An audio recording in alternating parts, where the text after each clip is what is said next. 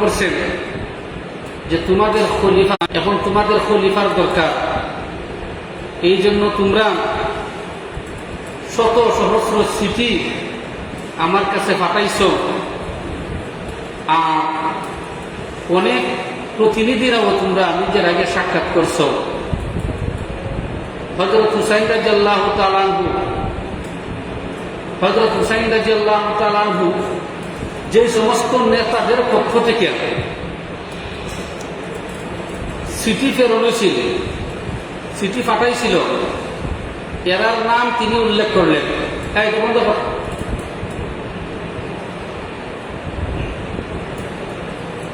নাম পর্যন্ত বললেন যে অমুক অমুক তোমরা আসো না, তোমরা তো আমার সাথে সাক্ষাৎ করছো, ওইখানের মধ্যে তো তোমরা আসো, যে যারা আমার সাথে সাক্ষাৎ করছো গিয়ে আমাকে বলছো যে তোমাদের কি নাই, খলিফা বা গভর্নর নাই, তোমরা উমাইয়া গভর্নর বিতাড়িত করে দিছ, এখন তোমরা খলিফা বা গভর্নর মুক্ত অবস্থায় আছো, তোমাদের নেতা নাই, নেতার দরকার, তোমরা এই কথাগুলো বলছো না। কিন্তু তারা দেখা যায় কোন উত্তর দেয় না, মাথা নিচা করে নিছে, সাথে সাথে ধরা গেছে। আমরার মধ্যে ওই রকম কিছু মুনাফিক মার্কা মানুষ আছে যে এখন কইতেছে উপস্থিত সময় এক ধরনের কথা কয়, আর আগে গিয়ে আরেক ধরনের কথা কয়, আগের কথায় আর বর্তমান কথায় মিল নাই, এরকম আছে না, বহুত মানুষ পাওয়া যায়। একদিকে তারা হযরত হুসাইন রাদিয়াল্লাহু তাআলা আনহুকে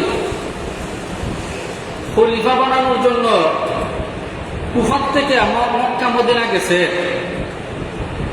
আবার চিঠিও পাঠাইছে, দস্তখত দিয়ে চিঠি পাঠাইছে, দস্তখত দিছে যে আমরা তোমার সাথে আছি, তোমার সাথে আমরা আছি, কারণ তুমি নবী পরিবারের লোক, তুমি শ্রেষ্ঠ লোক, উমাইয়া বংশের এরা খলিফা হওয়ার কথা না।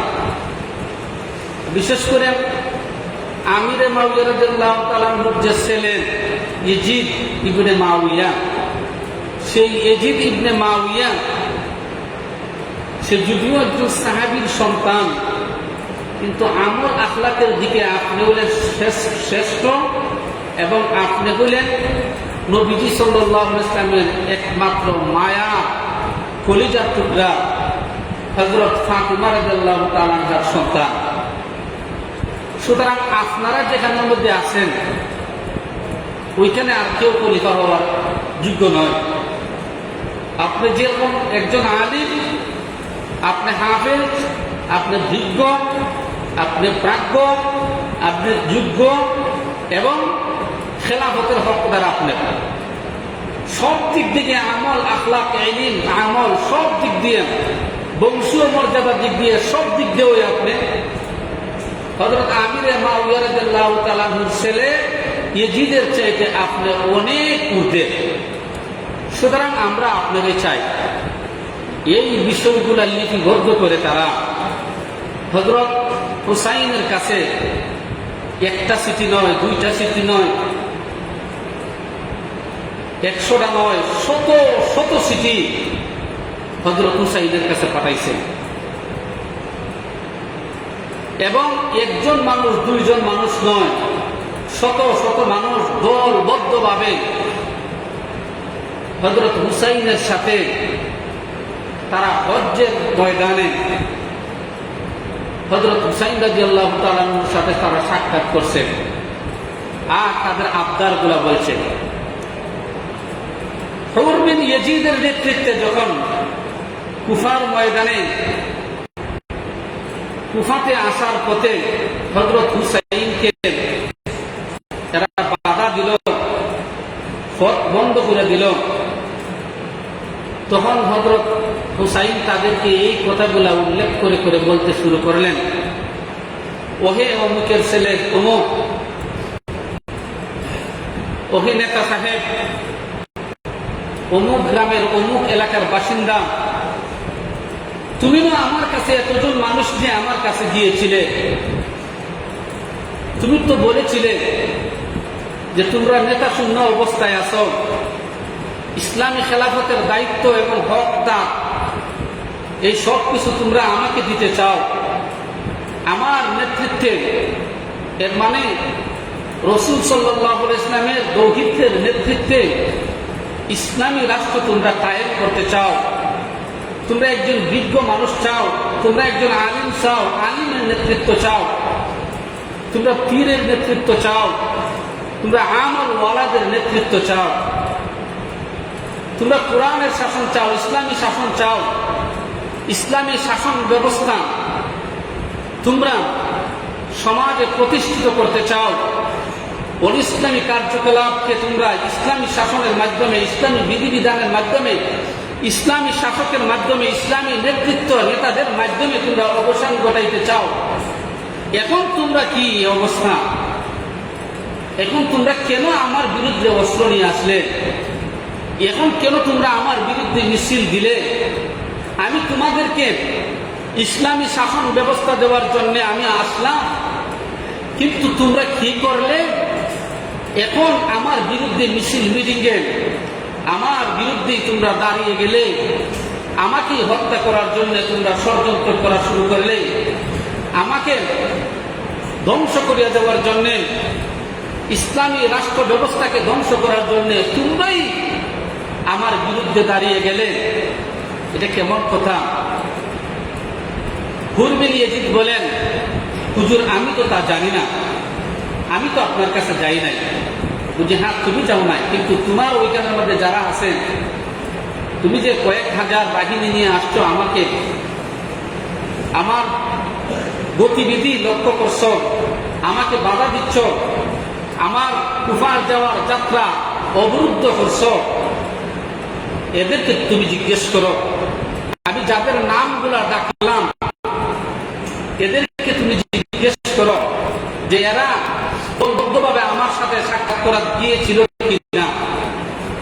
জিজ্ঞেস করো অমুকের ছেলে অমুককে জিজ্ঞেস করো যে সে আমার কাছে চিঠি দিয়েছিল কিনা, পত্র পাঠিয়েছিল কিনা দস্তখত দিয়ে। জিজ্ঞেস করো, ওরা তো এখানে উপস্থিত আছে।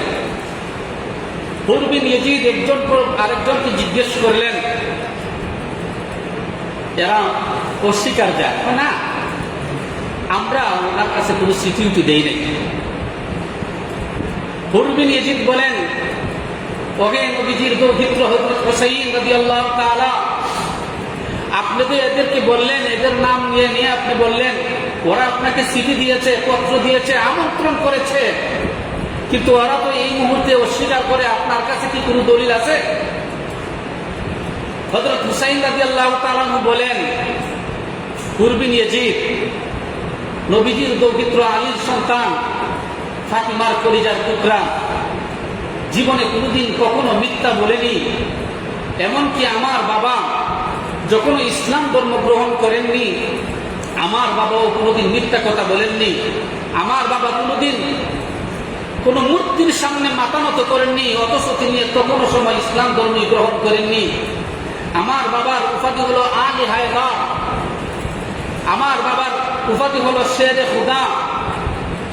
আমার বাবা সম্পর্কে আমার নবী নিজেই বলেছেন যে আনা মদিয়াতুল ইলম ওয়া আলিয়্যু বাবুহা, আমি হলাম ইলমের শহর আর সমস্ত ইলমের দরজা হলো আমার হযরত আলী। আমার নবী বলেছেন যে হে দুনিয়ার সমস্ত মুসলমান মুমিনেরা, তোমরা যদি আমাকে যদি ভালোবাসো তাহলে আমার এই দৌহিত্র আমার হাসান হুসাইনকে ভালোবাসতে হবে। আমার হাসান আর হুসাইন যাদের উপর সন্তুষ্ট হবে, আমি মুহাম্মদ তাদের উপর সন্তুষ্ট। আমার হাসান হুসাইন মানে হইল আমি, আর আমি হইলাম মানে হাসান হুসাইন। তাহলে নবীজি কখনো জীবনে কোনোদিন মিথ্যা কথা বলেননি। নবীর উপাধি ছিল আল আমিন। সুতরাং আমরা নবীর কলিজার টুকরা নাতি হিসেবে আমি কোনোদিন কখনো মিথ্যা কথা বলতে পারিনি, জীবনে কখনো মিথ্যা কথা বলিনি। আমাদেরকে নবী তিনি নিজেই বলেছেন জান্নাতের সর্দার। আমাকে নিজেই বলেছেন আল্লাহ রাসূল যে জান্নাতের সমস্ত যুবকদের সর্দার হবে ইমাম হাসান আর হুসাইন, সাইয়্যিদা শাবাবি আহলিল জান্নাহ। আল হাসান ওয়াল হুসাইন, অন্যরা হয়তো আল হাসান ওয়াল হুসাইন সাইয়্যিদা শাবাবি আহলিল জান্নাহ, যে জান্নাতের সর্দার। আরে মিথ্যা কথা বলে তো কখনো জান্নাতের সর্দার হওয়া যায় না। নবীজি ইন্তেকাল করেছেন, বহুদিন হয়ে গেল, অনেক দিন হয়ে গেল। নবীর ইন্তেকালের অনেক দিন পরে, প্রায় অনেক বছর পরে আমার এখন সময়, আমি তোমাদের সামনে এসেছি। অথচ নবীজির জীবদ্দশায় তিনি আমার যৌবনকালেই বলে গিয়েছিলেন যে আল হাসান ওয়াল হুসাইন সাইয়্যিদা শাবাবি আহলিল জান্নাহ, হাসান হুসাইন জান্নাতের সর্দার হবে। এই সার্টিফিকেট নবীজি দিয়ে গেছেন, নবীর কাছ থেকে কেউ আনে নাই। নবীকে জানিয়ে দেওয়া হয়েছিল হযরত জিবরাইল, আর জিবরাইলকে আল্লাহ জানিয়ে দিয়েছিলেন। তাহলে আল্লাহর পক্ষ থেকে ঘোষণা যে আমরা জান্নাতের সর্দার, সমস্ত মানুষের সর্দারি আমরা করব, আমরা জান্নাত লিডারি করব।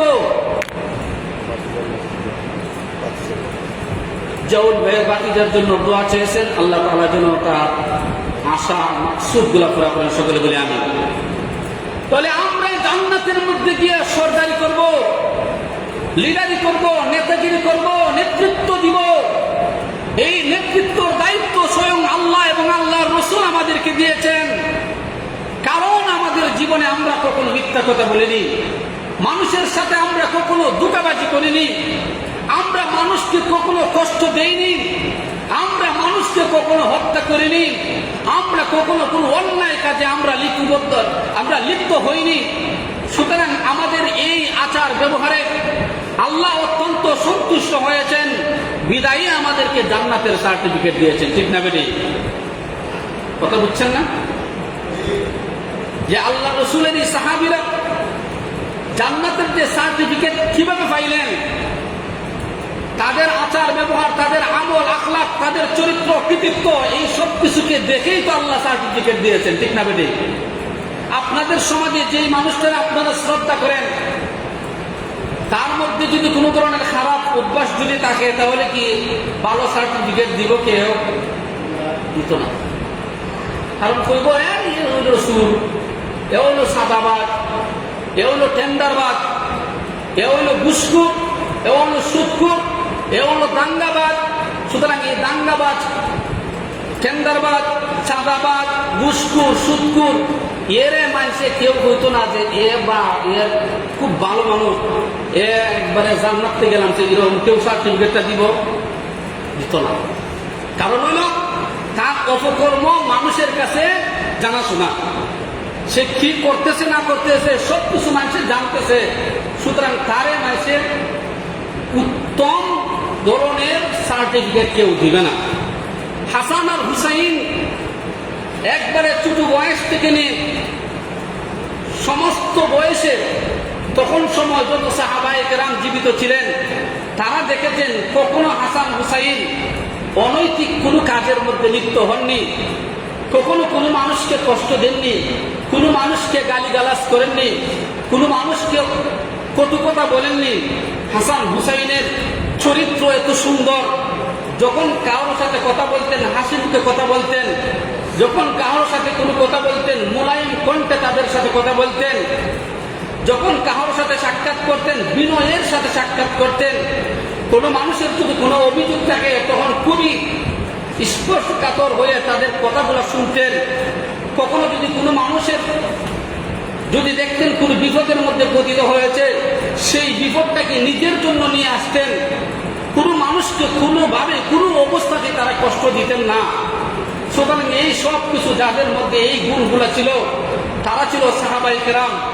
এই সাহাবায়ে কেরামের চরিত্রটা আল্লাহ পাকের কাছে অত্যন্ত পছন্দনীয় হয়েছে বিদায় আল্লাহ বলেছেন আমিনু কামা আমানান নাস। আল্লাহ বলেন, ও দুনিয়া মানছি, তোমরা যদি ঈমান আনো তাহলে এরার মতন ঈমান আনো। কাদের মতন? সাহাবায়ে কেরামের মতন ঈমান আনো। তোমাদের চরিত্র যদি পরিবর্তন করতে হয় তাহলে তাদের চরিত্রের সাথে তোমাদের চরিত্র মাপো। তোমাদের আমল যদি পরিবর্তন করতে হয় তাহলে তোমাদের আমলকে তাদের আমলের সাথে মিলাও।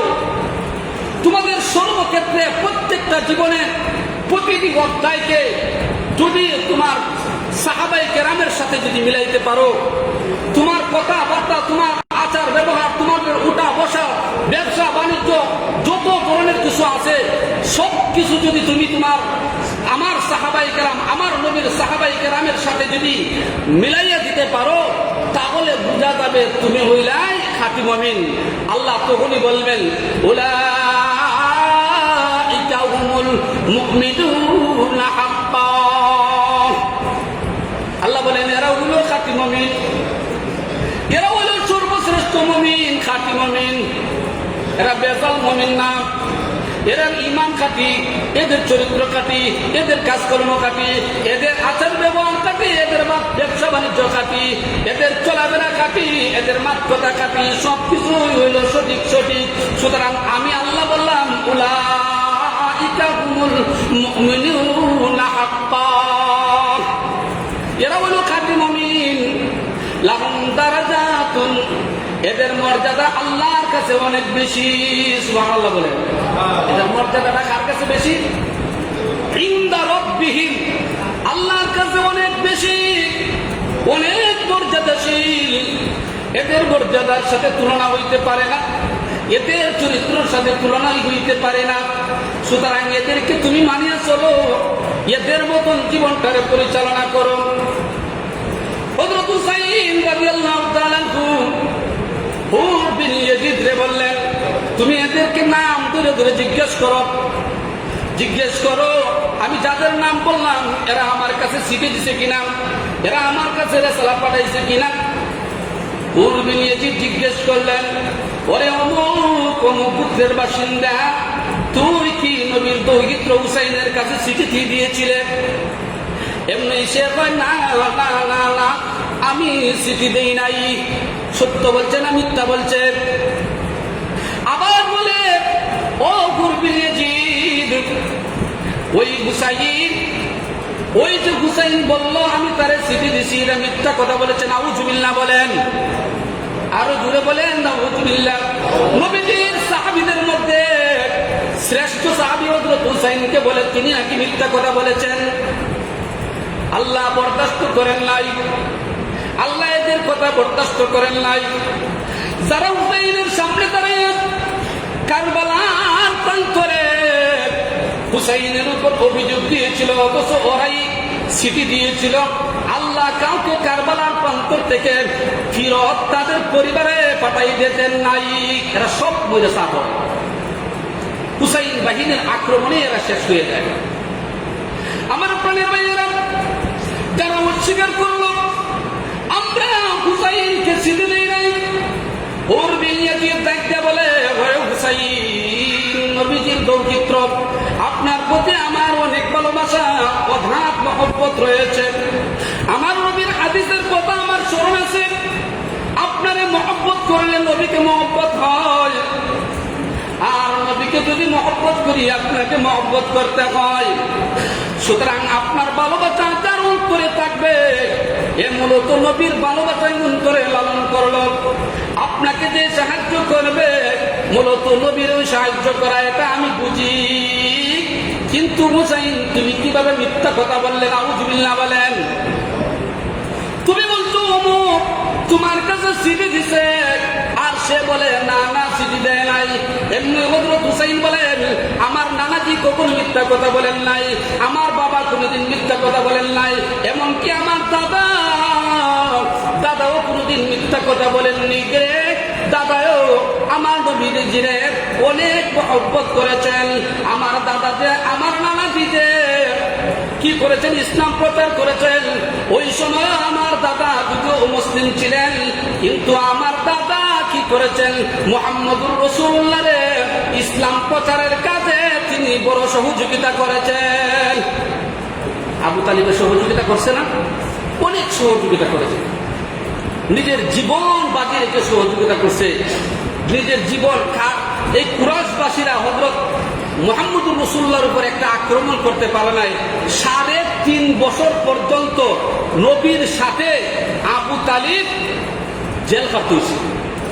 3.5 বছর পানি পানি সব কিছু বন্ধ করে দিছে। এরার সাথে এরার কাছে টাকা পয়সা আছে, কিন্তু ওই টাকা পয়সা দেয়া কোন ধরনের একটা জিনিস পর্যন্ত কিনতে দেয় নাই। এরা এইরকম ভাবে স্ট্রাইক করছে মক্কাবাসীরা যে যদি আবু তালিব এবং মুহাম্মদ আর মুহাম্মদের সাথে যারা আছে এদের সাথে যদি কেউ যদি লেনদেন করো, কোন ধরনের বেচা বিক্রি যদি করো বা এদেরকে কোনো খাদ্য যদি দেও, তাহলে এদের কল্লা উড়াই দেওয়া হবে। এরা এদের সাথে কোন ধরনের কথা মারতে পারবে না। এইভাবে এরা সমাজের মধ্যে এমন ভাবে একটা ঐক্যবদ্ধ হয়েছে মক্কা। শেষ পর্যন্ত রাসূল সাল্লাল্লাহু আলাইহি ওয়াসাল্লাম এবং আবু তালিবের কাছে যে খাবার টাবার ছিল এই সব কিছু শেষ হয়ে গেছে। কতদিনের খাবার আর লইয়া যাওয়া যায়? 3.5 বছর পর্যন্ত শিহাবে আলীর মধ্যে তিনি কারারুদ্ধ অবস্থায় ছিলেন। ওইখানের মধ্যে যে গাছপালা আছে গাছপালার ফাতা পর্যন্ত খাইয়া গাছের ফাতা শেষ হয়ে গেছে। এত কষ্ট নবীজি করছেন। আর নবীজির সাথে আবু তালিব ওনার চাচা মানে হযরত হুসাইন রাদিয়াল্লাহু তাআলা আনহুর দাদা এই কষ্টটা করেছেন। অথচ তিনি তখনও মুসলমান হননি। মুসলমান না হয়েও ইসলামের জন্য এত কষ্ট স্বীকার করেছেন। হুসাইন বলেন, শুনো, আমার বাবা কখনো মিথ্যা কথা বলেননি, নানাও কখনো মিথ্যা কথা বলেননি। এমনকি আমার দাদাও, যদিও আমার দাদা মুসলিম কন্যা, আমার মাও জান্নাতের সর্দারনি, কখনো মিথ্যা কথা বলেননি। ওরে হুরবিন ইয়াজিদ, আমি মিথ্যা বলতে পারি না, আমার কাছে প্রমাণ আছে। আমি যে মুহাম্মদের নাম বললাম, আমার কাছে প্রমাণ আছে, প্রমাণটা দেখো। হযরত হুসাইন রাদিয়াল্লাহু তাআলা ব্যাগ থেকে টান দিয়ে প্রত্যেকের নামের চিঠিগুলো বাইর করলেন। দেখো তো এই দস্তখতটা কার, তার মিনাকার, তার নাম। এই সিডিটা কার, দেখো তার মিনা, তার নাম। এই লেখাটা কার, তার মিনা, তার নাম। এখন মাথা মতো করে গেছে। হুসাইন বললেন, আমারে বড় তোমরা কষ্ট দিলে, আমারে মানো না, কিচ্ছু করার নাই। আমার কথা শুনো না, কিচ্ছু করার নাই। আমার বিরুদ্ধে যুদ্ধে আইছো, তবু আমি অসন্তুষ্ট নই। কিন্তু আমার উপর যে একটা মিথ্যা অপবাদ তুললে, এই জন্য বড় আমি কষ্ট পাইলাম, বড় কষ্ট পাইলাম। আমার প্রাণের ভাইয়েরা, এই সমস্ত মানুষরাই হুসাইন রাদিয়াল্লাহু তাআলার উপর অতর্কিতভাবে হামলা করে বসলো। হামলা যখন করেছেন, হুসাইনের সাথে যারা ছিল প্রায় 72 জন মানুষ, নিরস্ত্র ছোট বড় সকলে মিলে 72 জন মানুষের মধ্য থেকে যেই হুরবিন ইয়াজিদের সাথে হযরত হুসাইন কথোপকথন করেছিলেন, ইয়াজিদ বাহিনীর সেনা প্রধান হয়ে তিনি এসেছিলেন। হুরবিন ইয়াজিদ দেখতে বলেন, ওগো নবীজির পৌত্র, আমি আপনার সাথে বড় অন্যায় করেছি গো। আমি যে অন্যায় করেছি জানি, আমারে আল্লাহ কখনো ক্ষমা করবেন না। তবে আমার তো আবার কোন নিয়ম আসেনি। হযরত হুসাইন বলেন, আরে হুরবিন ইয়াজিদ, তোমার অন্যায়গুলো আমি মাফ করিয়া দিলাম, আশা করি আমার আল্লাহ তোমারে মাফ করিয়া দিবেন। এবার হুরবিন ইয়াজিদ ডাকতে বলে, গো নবীজির পৌত্র হুসাইন, কি করতে পারি? এই বিপদের সম্মুখীন আমি আপনারে করেছি। আমি যদি আপনার পথ রুদ্ধ না করতাম, আমি যদি আপনার পথ আটকাইয়া না দিতাম, তাহলে আপনি আজকে এত বড় বিপদের সম্মুখীন হইতেন না। উবাইদুল্লাহ ইবনে জিহাদ আরো সৈন্য বাহিনী পাঠাইছে। দেখুন তো কত বড় বাহিনী, তারা আসতেছে শুধুমাত্র আপনার সাথে যুদ্ধ করার জন্য। আরে এইখানের মধ্যে যারা আছে এরাও তো লাগে না, কারণ আপনারা মাত্র 72 জন, 100 জন মানুষ হইলেই তো যথেষ্ট হইত। কিন্তু দেখা যায় সে বারবার সৈন্যবাহিনী পাঠাইতেছে, অনেক হয়ে গেছে, হাজার হাজার সৈন্যবাহিনী এসেছেন। এরার কাছে দেখেন কত তীর ধনুক, কত রান্দা, কত ধরনের মনোরস্ত্র গুলা রয়েছে। কত নবীজির পৌত্র, আমি আপনারে বড় বিপদের সম্মুখীন করলাম, আমার তওবার একটা সুযোগ আপনি করিয়া দিন। হযরত হুসাইন বলেন, তোমার তওবার সুযোগ হইল, ওই শত্রু বাহিনীর বিরুদ্ধে যদি তুমি আমার পক্ষে যদি যুদ্ধে লিপ্ত যদি হইতে পারো রে হুরবিন ইয়াজিদ, তোমার সমস্ত অপরাধ আল্লাহ মাফ করে দিবেন, আর আমির নবীর দৌহিত্র হিসাবে, নবীর আওলাদ হিসাবে, ফাতেমার সন্তান হিসাবে, আলীর সন্তান হিসাবে আমি আল্লাহর কাছে বলবো, ওগো আল্লাহ, ইসলামী রাষ্ট্র কায়েম করার জন্য, ইসলামী রাজত্ব প্রতিষ্ঠার জন্য, তোমার ইসলামকে বিজয় করার জন্য, তাগুতি শক্তির বিরুদ্ধে, তাগুতি শক্তিকে নির্মূল করার জন্য তোমার একজন মায়ের বান্দা এই মুহূর্তে বাতিলের বিরুদ্ধে যুদ্ধে লিপ্ত হয়ে গেছে গো।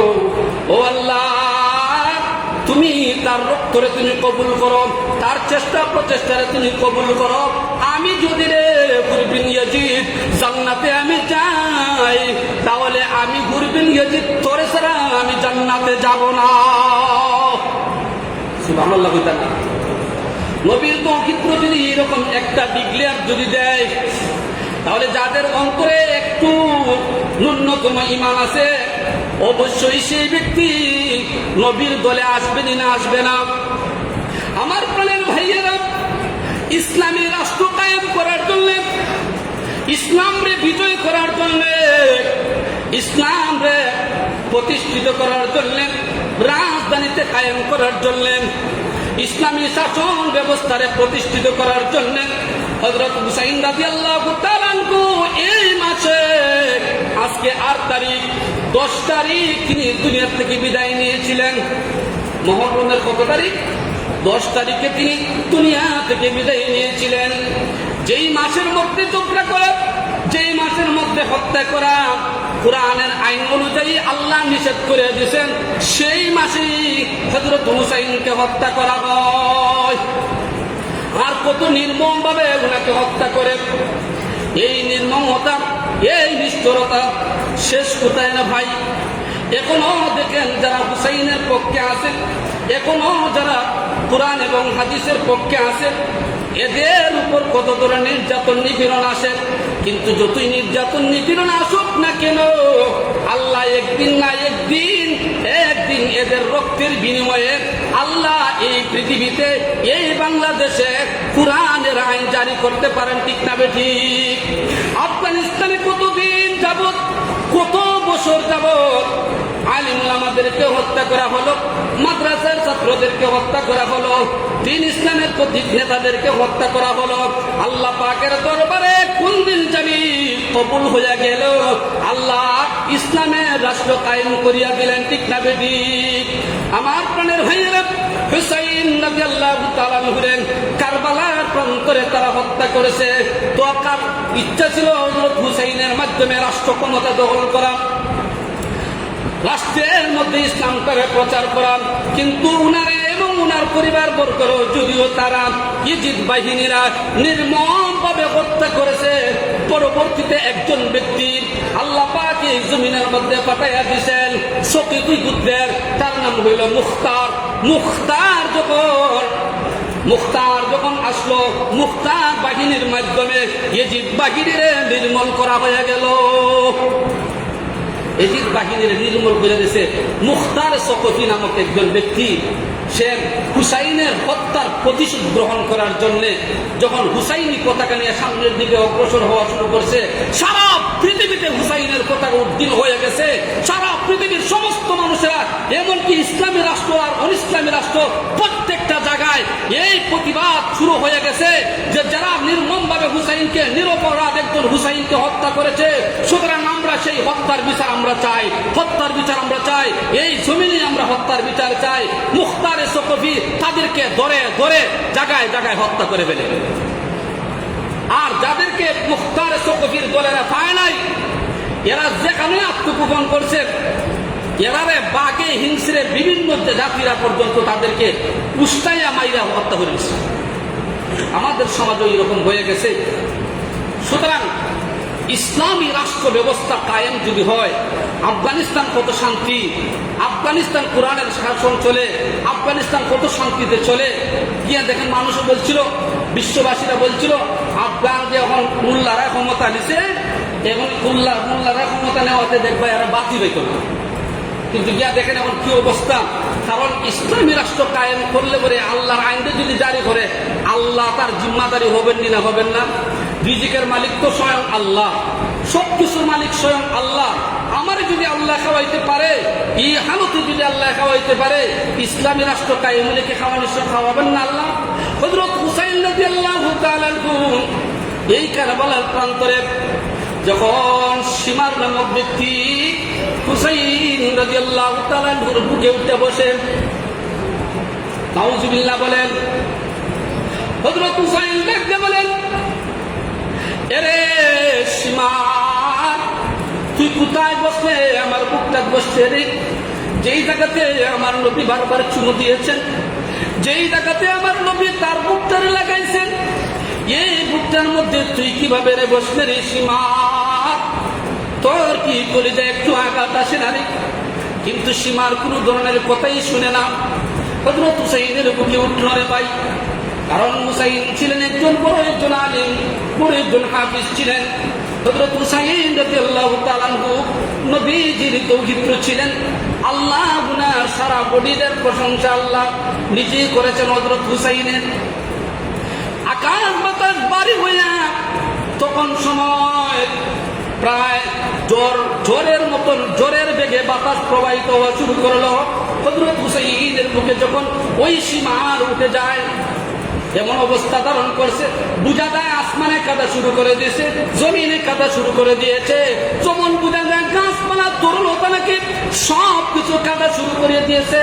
হযরত হুসাইন রাদিয়াল্লাহু তাআলা আনহু গায়ে এসে বসার কারণে তারপরে ওই সীমার পাপিষ্ঠ ব্যক্তি, সেই ব্যক্তি হযরত হুসাইনকে দেয় নাই, সুযোগ দেয় নাই। হুসাইন রাদিয়াল্লাহু তাআলা আনহুকে নির্মমভাবে তার গলায় ছুরি লাগাইয়া তার হত্যা করিয়া দেয়।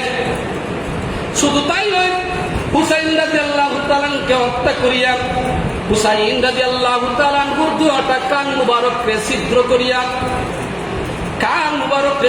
করিয়া ঘোড়ার পৃষ্ঠে বাঁধিয়া ওই হুসাইন রাদিয়াল্লাহু তাআলা আনহুর শিরে এই কারবালার প্রান্ত গুরানি শুরু করছে। নাউজুবিল্লাহ বলেন।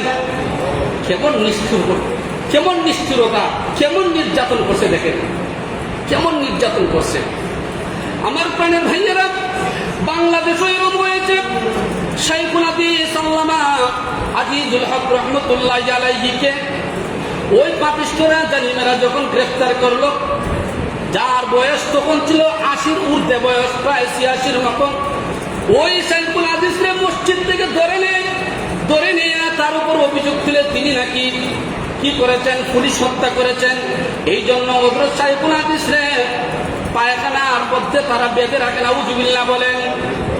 শুধু তাই নয়, ওইভাবে বড় বড় আলিমদেরকে কত কষ্ট দিছে।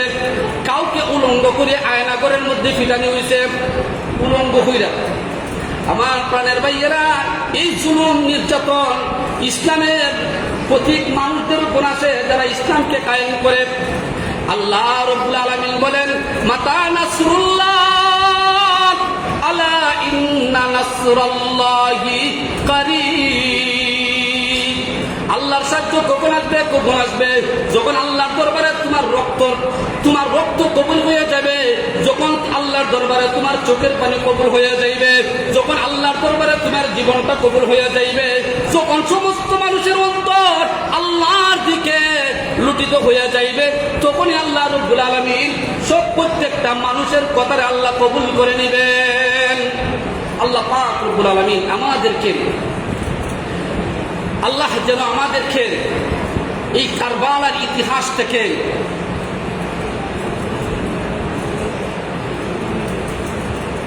আমার রাজন ভাইয়ের বাগনা এবং ইয়ামিন আপনার আম্মার জন্য মাগফিরাতের দোয়া চেয়েছেন। আল্লাহ পাক যেন,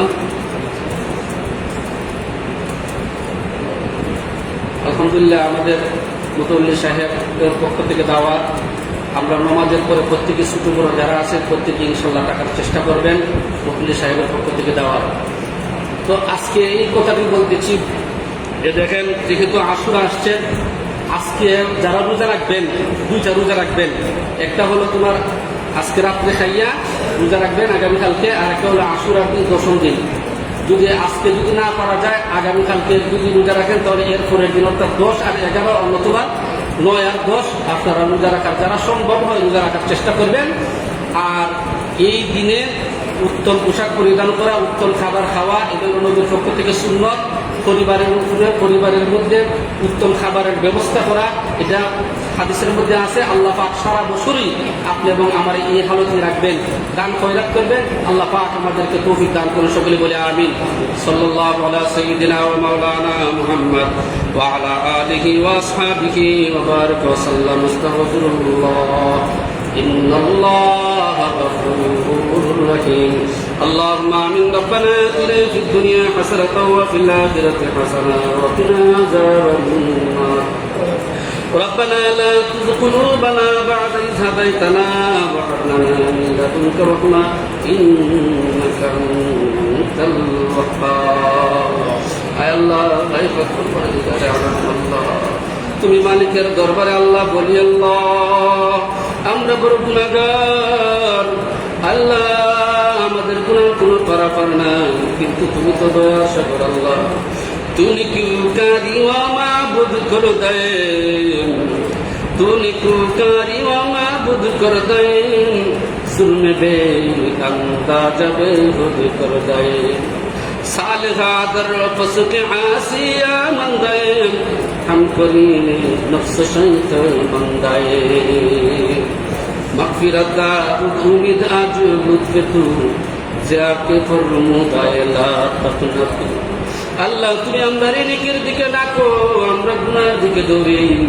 তুমি আমাদের মাগফিরাতের দিকে ডাকো। আল্লাহ আমরা গুনাহে লিপ্ত হয়ে যাই, শয়তানের পিতায় করিয়া বিভিন্ন ধরনের গুনাহ করে বসি। আল্লাহ আজকে শুক্রবারে তুমি মালিকের দরবারে সবাই মিলিয়া তওবা করি, আমাদের তামাম জিন্দেগীর গুনাহ খাতা তুমি মাফ করিয়া দাও। পরওয়ারদিগারে আলম, ইয়া আল্লাহ আমাদের সকল মুর্দেগানকে তুমি মাফ করিয়া দাও। আমাদের নতুন পুরাতন ছোট বড় যত মুর্দেগান আছে আল্লাহ, সমস্ত মুর্দেগানকে তুমি মাফ করিয়া দাও। আল্লাহ তোমার মায়ার বান্দি, ইয়া আল্লাহ রাহিম রাহিম, এবং ওনার একজন বাগনা তুমি থেকে দেখো আল্লাহ, ওনাদের কবরে তুমি জান্নাতের বাগান বানিয়ে দাও। ইয়া আল্লাহ রব্বুল আলামিন, ইয়া আল্লাহ এই গ্রামের যত ভাই বেরাদরেরা আল্লাহ আজকে মসজিদে উপস্থিত হয়ে গেছেন। আল্লাহ অনেকের হয়তো মা নাই, বাবা নাই, অনেকের দাদা দাদি নাই, অনেকের নানা নানি নাই, অনেকের শ্বশুর শাশুড়ি নাই, অনেকের ভাই বন্ধু নাই, সন্তান সন্ততি দুনিয়ার বুকে নাই, অনেকের স্ত্রী দুনিয়াতে নাই। আল্লাহ ইয়া আল্লাহ আমরা যারা যাদেরকে হারিয়ে ফেলেছি মেহেরবানি করি আল্লাহ, প্রত্যেকের জীবনের তামাম গুনাহগুলো আল্লাহ তুমি মাফ করিয়া দিও, তাদের কবর তুমি জান্নাতের বাগান বানিয়ে দিও। ইয়া আল্লাহ অনেক ভাই বেরাদর অসুস্থ অবস্থায় আছেন, অনেকের সন্তান সন্ততি অসুস্থ অবস্থায় আছেন। রব্বুল আলামিন ইয়া আল্লাহ সমস্ত বেমারিদেরকে তুমি শিফায়ে আখিরাত কামিলা নসিব করুন। ইয়া আল্লাহ আমরা এই গ্রামটা আল্লাহ প্রবাসী মূলক গ্রাম, আল্লাহ প্রায় প্রত্যেকটা ঘর থেকে প্রবাসী মানুষ আছেন, লন্ডন আমেরিকা, ইয়া আল্লাহ দুবাই কাতার সহ, ইয়া আল্লাহ সৌদি আরো বিভিন্ন এলাকাতে আল্লাহ এই গ্রামের অনেক ভাই বেরাদররা সপরিবারে আছেন। আল্লাহ প্রত্যেকের পরিবার বর্গ সহ আল্লাহ সবাই তুমি হেফাজত করো। ইয়া আল্লাহ প্রত্যেকের জান মাল ইজ্জতের হেফাজত করো। আল্লাহ প্রত্যেকের কামাই রুচিতে তুমি বরকত দান করো।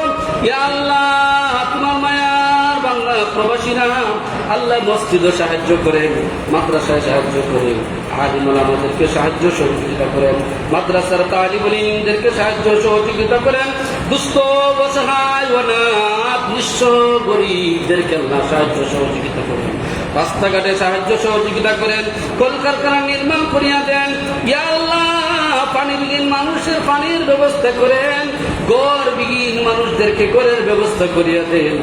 আল্লাহ কাপড় বস্ত্রহীন মানুষদেরকে বস্ত্রের ব্যবস্থা করিয়া দেন। আল্লাহ ইয়া আল্লাহ এই সব প্রবাসীদের জীবন তুমি সফল করো, এদের দান সাহায্য সহযোগিতা তুমি কবুল করো, আমরা মসজিদ মাদ্রাসারে তুমি কবুল করো, নাজাতের ব্যবস্থা তুমি করো।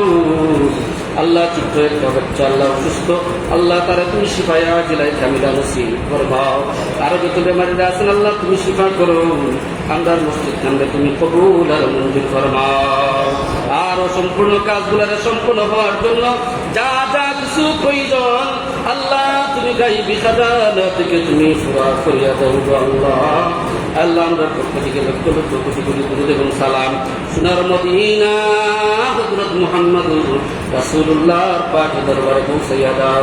সাল্লাল্লাহু তাআলা আলা খালকিহি ওয়া রাশি মুহাম্মদ ওয়া আলা আলিহি ওয়া সাহবিহি আজমাইন। আমিন আমিন।